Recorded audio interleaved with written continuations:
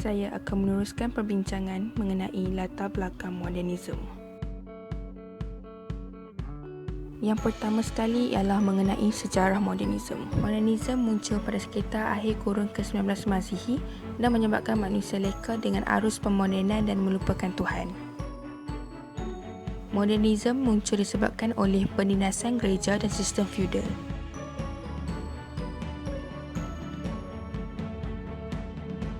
Seterusnya ialah ciri-ciri modernisme. Pertama ialah ia melabih dengan nas-nas Al-Quran dan Al-Sunnah.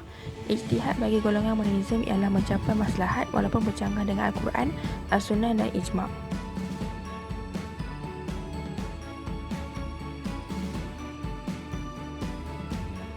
Seterusnya ialah pandangan yang diletakkan tidak jelas seperti tidak menyebut sumber pandangan.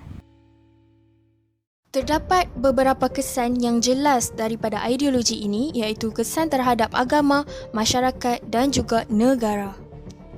Ia memberi kesan terhadap agama Islam apabila terdapat segelintir manusia yang menganggap agama Islam sebagai kolot atau ketinggalan zaman dan sesetengah daripada ajarannya sangat tidak sesuai dengan konsep pemodenan.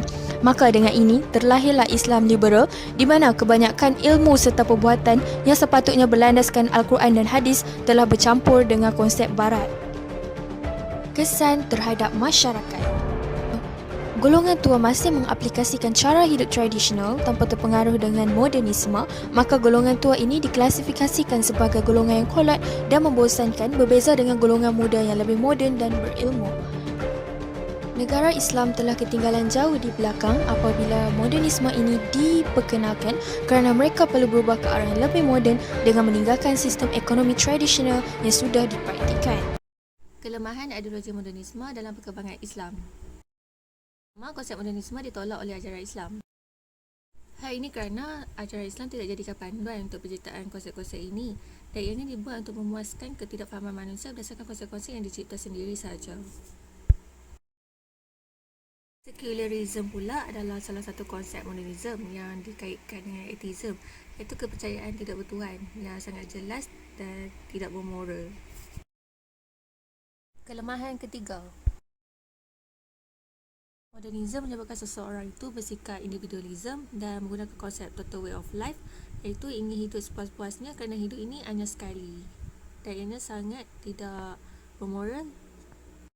Yang terakhir adalah gerakan yang menentang pemodenan Islam. Sesetengah negara itu memilih untuk menggunakan konsep modernisme, tapi jika mereka mahu, mereka boleh menggunakannya dari aspek ekonomi ataupun tidak. Perbezaan modernisme dari sudut Barat dan Islam. Pertama, Barat. Penolakan agama dan mengutamakan aspek kebendaan. Hal ini kerana agama dianggap mitos dan tidak rasional, malah tidak digunakan bagi kemajuan. Yang kedua, hubungan pencipta dan dicipta musnah menerusi semangat kemanusiaan yang kuat, menumpukan kebebasan individu dalam menentukan sesuatu perkara. Yang seterusnya, Islam. Pertama, penerimaan agama dan akal fikiran sebagai identiti yang sama.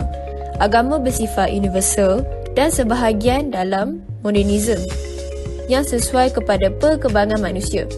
Yang kedua, wujudnya hubungan antara Tuhan dan manusia.